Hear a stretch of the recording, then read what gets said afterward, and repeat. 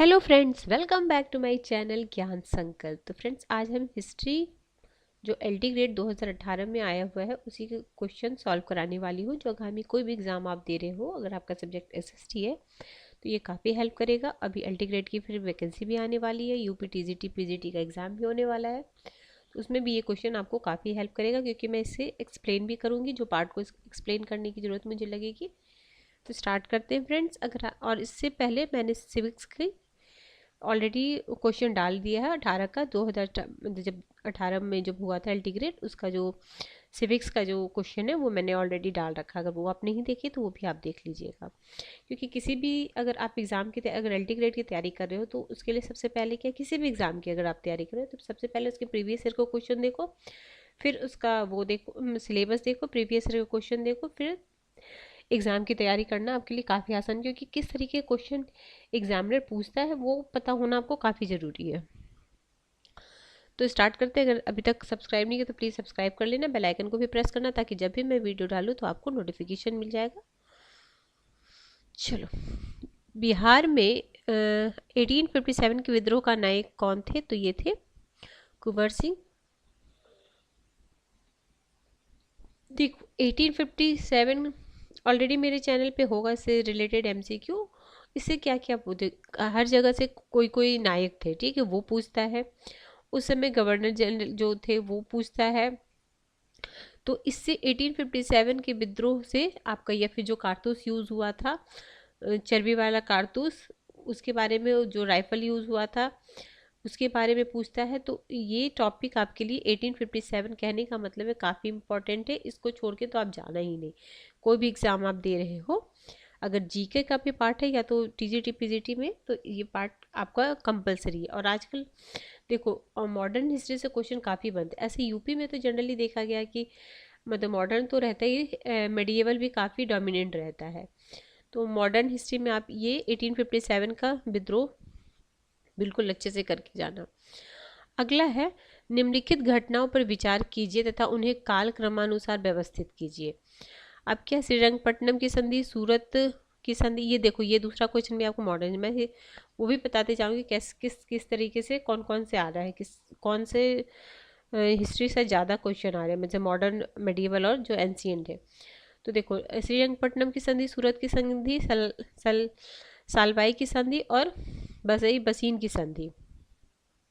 तो देखो, सबसे पहले 1775 में आपका हुआ था सूरत की संधि। उसके बाद सालबाई की संधि 1782, फिर 1792 को श्रीरंगपट्टनम की संधि, और सबसे बाद में इस सब में वसीन की संधि 1802 में। तो आप इसको नोट डाउन कर लो या स्क्रीनशॉट ले लो। इनमें से किसने भारत की बैप्टिस्ट मिशनरियों की गतिविधियों को विनाशक माना है? तो ये बोले थे वेलेजली। तो वेलेजली कब थे? तो 1798 से 1805 तक भारत के गवर्नर जनरल थे। उसने भारत में बैप्टिस्ट मिशनरी की गतिविधियों को विनाशक माना। उन्होंने हाँ, उनसे वेलेजली से ये पूछता है, सहायक संधि प्रणाली द्वारा अनेक राज्यों को ब्रिटिश साम्राज्य में मिले के सहायक संधि किसने कराया? तो वेलेजली। कौन सा मैसूर युद्ध मैंगलोर की संधि से समाप्त है? हाँ, अब मैसूर युद्ध कौन कौन सी संधि से समाप्त हुआ था?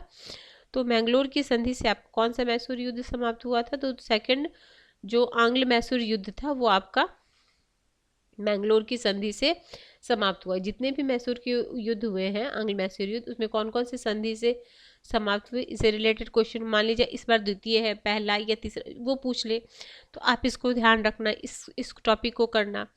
अगला, डलहौजी के पहले विलयन का सिद्धांत किस राज्य पर लागू किया जा चुका था? तो ये सब में किया गया था, मांडवा को, कोबाला और Jalore, Surat. Option number D is the right answer. एक मिनट, विलयन का सिद्धांत सर्वप्रथम ईस्टर्न कंपनी के कोर्ट ऑफ डायरेक्टर्स द्वारा 1834 में प्रयोग किया गया था। अब ये भी पूछ सकता है कि कब प्रयोग किया गया था, तो 1834 को प्रयोग किया गया था।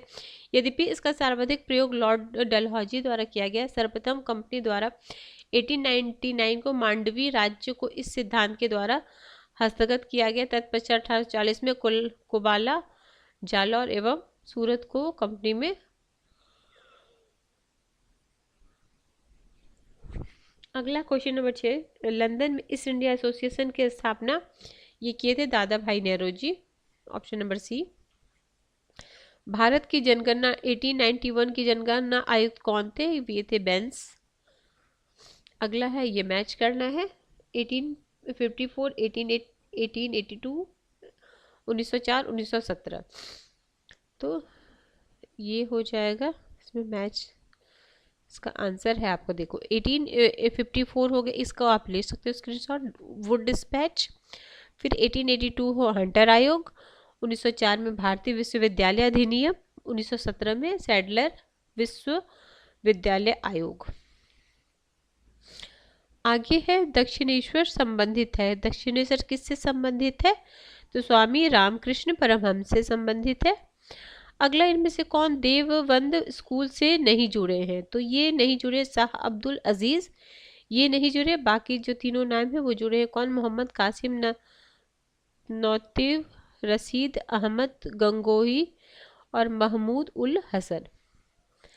अगला है भारतीय राष्ट्रीय कांग्रेस के उदारवादी युग में भारतीय ग्लैंड स्टोन की उपाधि किससे? तो दादा भाई नौरोजी को जाता है। Option number B. अगला क्वेश्चन नंबर 12 है, ये मैच करना है। तिलक है, अरविंदो घोष है, नेहरू जी और बोस, सुभाष चंद्र बोस। तो देखो गीता रहस्य हो गया तिलक का। क्या पूछ रहा है इसमें से कौन सा सही नहीं है? ऑप्शन नंबर डी, ये नहीं सही है, बाकी ये तीनों सही है। ये द स्प्रिंगिंग टाइगर किसका है?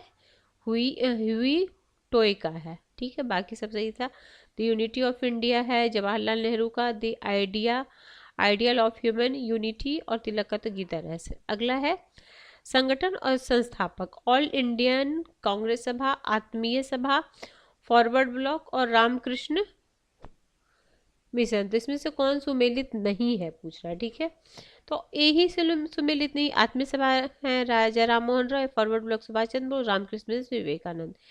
इजी क्वेश्चन था ये तो। 1920 में उन्होंने असहयोग आंदोलन आरंभ किया। उन्होंने ग्राम उद्योग संघ प्रारंभ किया। तो दोनों सही है महात्मा गांधी ने। अगला, सुभाष चंद्र बोस स्वाधीन भारत की अस्थायी सरकार के गठन की घोषणा की थी 21 अक्टूबर 1943 को।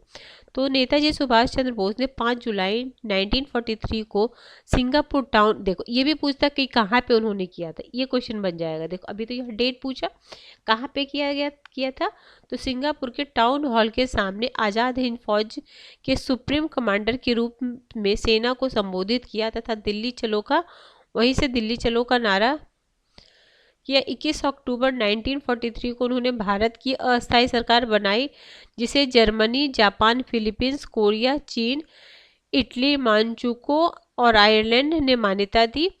उन्होंने 1944 ईस्वी में रंगून से रेडियो पर गांधी जी को सर्वप्रथम राष्ट्रपिता कहकर संबोधित किया गया था। ये भी ध्यान रखना। मतलब राष्ट्रपिता कौन, इन्होंने कहा राष्ट्रपिता कह के संबोधित किया था। अगला है 1947 भारत विभाजन के बाद जिसे संयुक्त रक्षा समिति, जिसे सैनिक, कर्मचारी, हथियार एवं युद्ध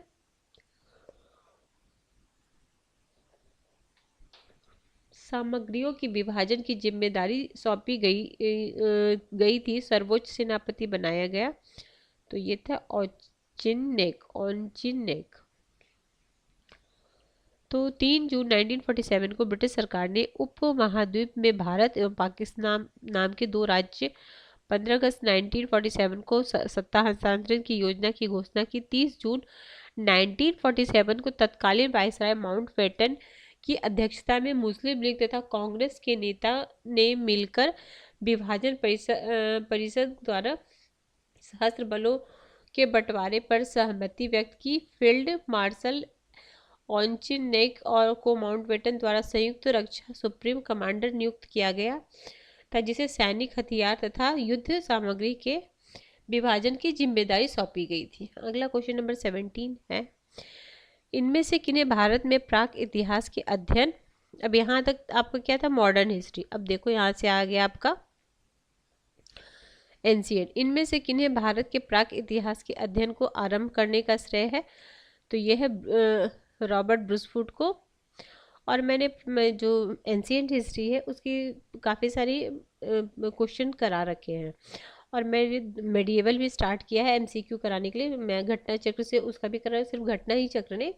एक तो घटना चक्र जो टीजीटी पीजीटी में आए हुए क्वेश्चन है, प्रीवियस ईयर के जो भी टीचिंग एग्जाम में आए हुए, साथ में यूपी पीसीएस से संबंधित जितने भी हैं उससे भी, और लूसेंट, तीनों से मैंने करा रही हूँ। जितने जितने क्वेश्चन तीनों में हैं, सारे क्वेश्चन मैं आपको मेडिएवल का करा दूंगी, मॉडर्न का करा दूंगी, एंशिएंट का करा दूंगी, ताकि हिस्ट्री का मैं आपको एमसीक्यू के थ्रू ही कंप्लीट कोर्स करा दूँ, ताकि आपको एग्जाम में काफ़ी हेल्प मिले। अगला, हड्डी की मातृ देवी मूर्ति प्राप्त हुई थी तो कहाँ से? विंध्य घाटी के उच्च पाषाण। ये सारे क्वेश्चन मैंने करा रखे अपने प्रीवियस नहीं, जो मैंने पूरा पाषाण काल हड़प्पा हो चुका है मेरा एंशिएंट में। अब मैं उस एंशिएंट में मैं वैदिक कराने वाली हूँ फिर से अगली क्लास में। ठीक है, अगला है धौलावीरा के निम्नतम प्रथम चरण का जमाव किस संस्कृति से संबंधित है? तो ये किस संस्कृति से है? ये है प्राक हड़प्पा ग्रामीण संस्कृति से। अगला, किस पुरास्थल के दुर्ग में 7 अग्निकुंड प्राप्त हुए? तो वे कालीबंगा। देखो अग्निकुंड सिर्फ पूछेगा तो हड़प्पा लोथल और कालीबंगा दोनों में था, लेकिन 7 अग्निकुंड का जो साक्ष्य है ना वो आपको कालीबंगा में मिला था। अब क्या है यहाँ पे, किस निम्नलिखित स्थलों में से किन्हें चावल की खेती के प्रमाण मिले हैं? तो ये आपका मिला है कालीबंगा और लोथल दोनों से मिला है, ए ऑप्शन हो जाएगा। अगला है, भूचर खाना क्षेत्र का साक्ष्य कहाँ से मिला है? तो महदहा से मिला है भूचर खाने का, ऑप्शन नंबर ए। हड़प्पा संस्कृति की पूर्व सीमा, तो ये आलमगीरपुर जो उत्तर प्रदेश में है। ऋग्वेद के किस मंडल में गायत्री मंत्र है? तो ये है आपका तीसरे मंडल में। नारायण के साथ विष्णु के तारतम्य का प्राचीनतम उल्लेख कहाँ है? महाभारत में। इनमें से कौन वैदिक सूर्य देवता नहीं है? तो वैदिक सूर्य देवता जो नहीं है वो विष्णु उरु क्रम है, बाकी ये सारे हैं। कनिष्क बौद्ध धर्म के किस संप्रदाय का अनुयायी था? तो ये महायान का था, ऑप्शन नंबर बी। प्रथम जैन समिति किसने आहूत की थी? तो ये किए थे स्थूलभद्र। भगवान बुद्ध ने अपना पहला उपदेश कहाँ दिया था? तो पहला उपदेश श्रीरंगपट्टनम में दिया था। भगवती सुत किस धर्म से? तो ये जैन धर्म से है। आगे है आपका जैन धर्म से, ठीक है, बी था। मेगास्थनी के लेख में उल्लेखित एग्रोनोमी कौन था? तो एग्रोनोमी जिले के अधिकारी थे। सीरिया का राजदूत डायमेकस किस मौर्य काल में आया था? तो ये आया था बिंदुसार में। गुप्त संवत 61 मथुरा स्तंभ लेख संबंधित है, तो चंद्रगुप्त द्वितीय से। राजराज प्रथम की माता का नाम क्या था? तो उनकी माता का नाम वन महादेवी था। इनमें से किस चोल शासक की उपाधि गंगे कौन था? तो ये राजेंद्र प्रथम का था, ऑप्शन नंबर बी। द्वितीय राजतरंगिणी के रचनाकार कौन है? ये है जॉन राज है, ऑप्शन ए।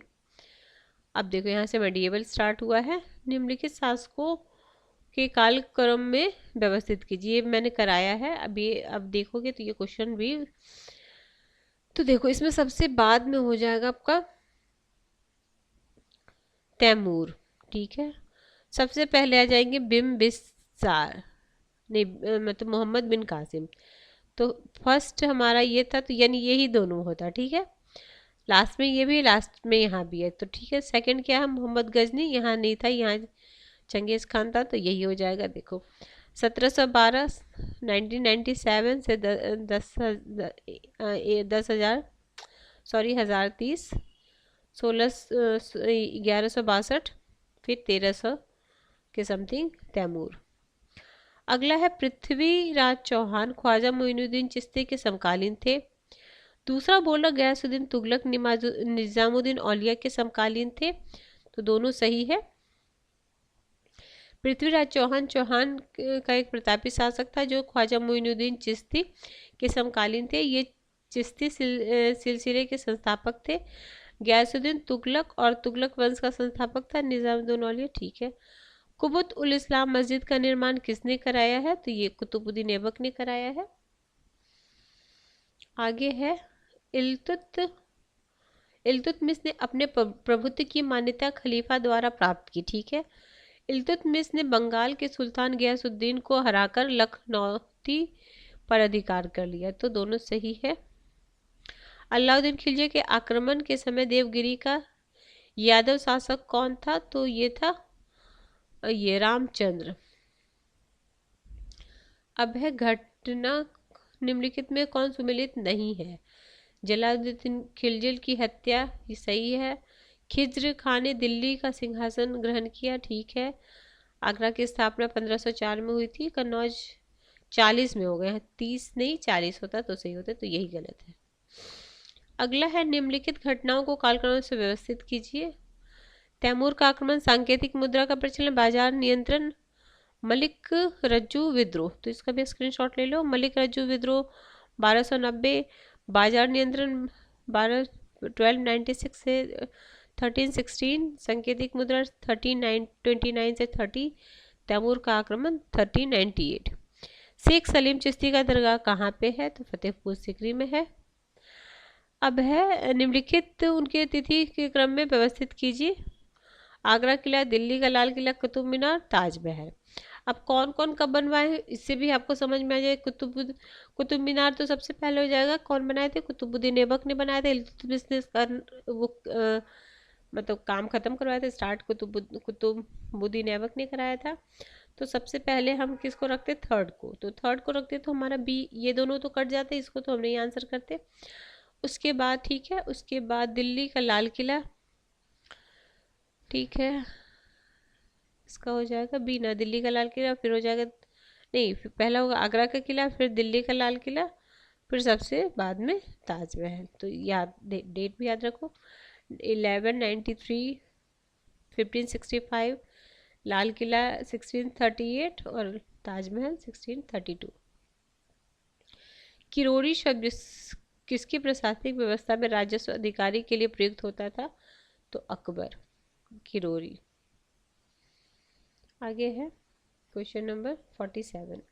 देखो 37 तक आपका मॉडर्न और एंशियंट खत्म हो गया। 37 से लेके 60 तक आपका अभी देखो आगे भी मेडिवल काफ़ी मतलब प्रोमिनेंट रहता वहाँ। अब इस बार का तो नहीं पता, लेकिन जनरली मतलब टीजीटी में भी मेडिवल के काफ़ी क्वेश्चन देखे जाते हैं। तो इसलिए मैं मेडिवल स्टार्ट कर दी हूँ सारा, उसको मतलब तीन बुक से मैं उसका एमसीक्यू करा दूंगी आपको, लूसेंट से करा दूंगी। फिर आपका घटना चक्र जो यूपीपीसीएस के लिए तैयारी कराई जाती है अलग अलग स्टेट से, जो सिविल सर्विस में जो आता है क्वेश्चन उससे, और साथ में घटना चक्र के, और फिर यूथ पब्लिकेशन से भी करा दूंगी। विजयनगर साम्राज्य के शासक कृष्णदेव राय ने संरक्षण दिया था, किसको संरक्षण दिया था? वल्लभाचार्य को दिया था। निम्नलिखित में कौन सा सही सुमेलित नहीं है? तो ये है आपका बलबन। मार्क पोलो भारत आया था इसका समय दिल्ली सल्तनत के शासक जलालुद्दीन खिलजी का था। ठीक है। श्री संप्रदाय किस धर्म से है? तो यह है वैष्णव धर्म से। अकबर के शासनकाल में प्रचलित दाम दशमलव मुद्रा कितने पैसे के बराबर होता था? तो ये होता था 5/2।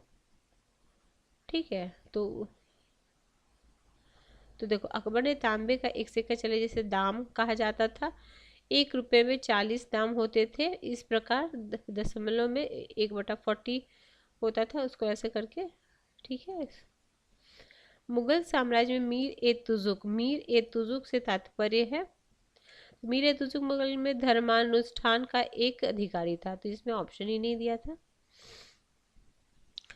घटनाक्रम में करना है। देखो खुर्रम का विद्रोह, चौसा का धर्मत का युद्ध और खुसरो का विद्रोह। तो देखो चौसा का युद्ध 1539, खुसरो का 1606, खुर्रम 1623 और धर्मत का 1658। अकबर के शासन काल में उपज का कितना प्रतिशत भू राजस्व में किसानों से लिया जाता था? तो 33, 1/3, ऑप्शन नंबर सी। ठीक है। अगला है पैवाकी शब्द है, तो पैवाकी शब्द है भूमि।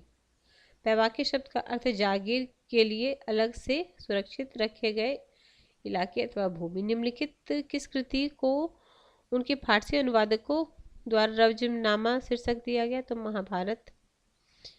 अगला है क्या है, भारत में पुर्तगालियों द्वारा प्राप्त किए गए स्थानों। अब ये मॉडर्न आ गया, देखो इसके वर्षों को सुमेलित कीजिए। कालीकट, कन्नौर, धाबोल, पौडनी। इसका देख लेते हैं। तो देखो कालीकट था 1500 में, कन्नौर था 1502 में, धाबोल था 1522 में, पन्नौरी था 1525 में। निम्नलिखित, ये भी फिर मॉडर्न हो गया। निम्नलिखित में से किस शहर को 1661 में पुर्तगाल द्वारा दहेज के रूप में दिया गया था, तो ये मुंबई दिया गया था। अगला है, अब इसको मैच करना। ब्लैक हॉल 20 जून 1756, प्लासी का युद्ध 23 जून 1757, बक्सर का युद्ध 22 अक्टूबर 1764, देवगांव की संधि 1803। हिंदू विधवा पुनर्विवाह अधिनियम, तो ये हुआ था 26 जुलाई 1856। आज की क्लास का लास्ट क्वेश्चन है, 1857 के विद्रोह के समय मुगल शासक कौन था, तो उस समय मुगल शासक बहादुर शाह जफर था। तो आज मैंने हिस्ट्री के भी क्वेश्चन करा दिए, 60 क्वेश्चन, और सिविक्स के मैंने कल ही डाल रखे थे। तो अगर आप वो नहीं देखे तो वो भी देख लेना। तो मेरे चैनल पे आपको हिस्ट्री और पॉलिटिकल साइंस तो मैं यूजीसी नेट के सिलेबस के अकॉर्डिंगली यूजीसी नेट के अकॉर्डिंगली कंप्लीट करा रही हूँ। काफ़ी सारे पार्ट ऑलरेडी कंप्लीट है, आप देख सकते हो, प्लेलिस्ट बनी हुई है। तो ठीक है फ्रेंड्स, अगर किसी वजह से ये चैनल आपको हेल्प करा तो प्लीज़ ज़रूर चैनल को सब्सक्राइब करें, और सब्सक्राइब करें तो बेल आइकन को भी प्रेस करें, ताकि जब भी मैं वीडियो डालूँ तो आपको नोटिफिकेशन मिल जाए। तो मिलते हैं हम नेक्स्ट वीडियो में। Till then bye bye.